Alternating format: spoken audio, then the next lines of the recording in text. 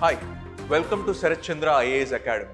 The today's topic which we will discuss is regarding the no detention policy of Government of India, where it has removed no detention policy for class 5th and class 8th students.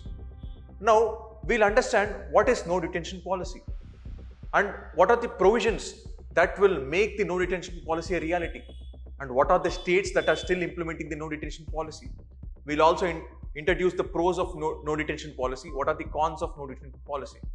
All these things holistically we'll try to understand when it comes to no detention policy. What is no detention policy?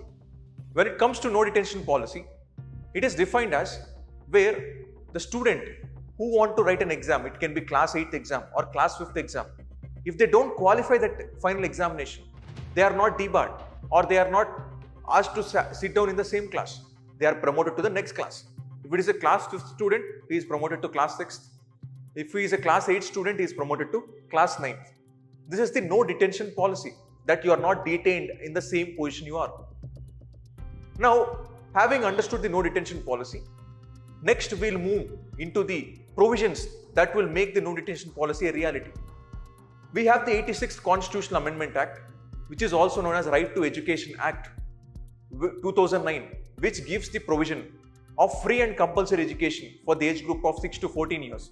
That turns out to be until class 8, there should be free and compulsory education, which has been mentioned under section 16, where you should not detain or expel a student until he reaches the class 8. So this is what makes the no detention policy a reality.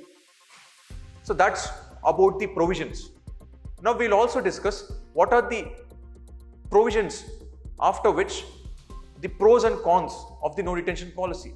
When it comes to the no detention policy, why the government has removed the detention policy, why many of the people are against the no detention policy. Because the first reason quoted by the government is there is poor learning outcomes when it comes to the students. There is a report called Pratham report or annual status of education report, which is given by Pratham. The elementary school level of education has been given the data by the Pratham. In that, it clearly mentions that class 10th and class 12th students are not able to read class 7th and class 6th text also. And according to the Central Advisory Board of Education, which has given its report in 2016, more than 65 lakh people are not able to qualify class 10th and class 12th with the same amount of education they are getting. That's why the government has taken the decision.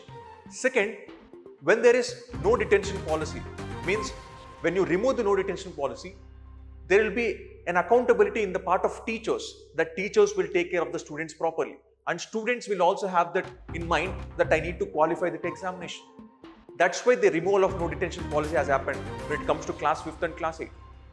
And the RT amendment has been brought down in 2024, where if you don't qualify class 5, you will be given 2 months of time within which you need to write the examination. If you don't qualify that examination also, you will be asked to sit down in the class 5th only. And even in the class 8th student, the same thing will be repeated. And you will not be expelled until you have reached class 8. That provision has been mentioned. Now, why some people or some states like Andhra Pradesh, Kerala are still continuing with the no detention policy, where more than 16 states and UTs have abolished it? The reason being, no detention policy, if it is present, the dropout rates will be reducing. If you keep on introducing the detention policy, the dropout rate may increase. And Andhra Pradesh and Kerala are saying this, that if there is no detention policy, many people will get dropout, and the motivation and there will be fear in the minds of the people to study.